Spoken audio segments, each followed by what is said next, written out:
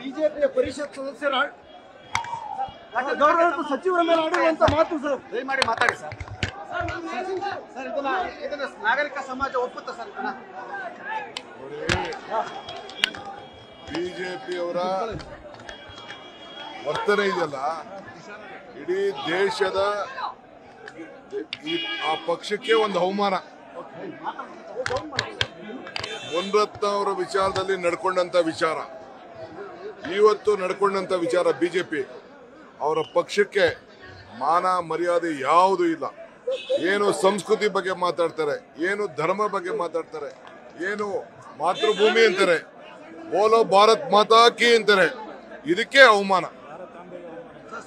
ಕಾನೂನು ರೀತಿ ಎಲ್ಲ ಕ್ರಮ ಕೈಗೊಳ್ಳಕ್ಕೆ ಸಿದ್ಧವಾಗಿದೆ ಸರ್. ಭಾರತಾಂಬೆಗೆ ಅವಮಾನ. ಅದು ಕಾನೂನಿದೆ, ಸರ್ಕಾರ ಅಲ್ಲ. ಕಾನೂನನ್ನ ಕಾಪಾಡ್ತದೆ. ಕ್ರಮ ತಗೊಳ್ತೀರಾ ಸರ್? ನಾನು ಮತ್ತೆ ಮಾತಾಡ್ತೀನಿ, ಇವತ್ತೇನು ಮಾತಾಡಲ್ಲ. ನ್ಯೂಸ್ ಫಸ್ಟ್, ನಿರ್ಭೀತಿಯಿಂದ ನಿಮ್ಮ ಪರವಾಗಿ.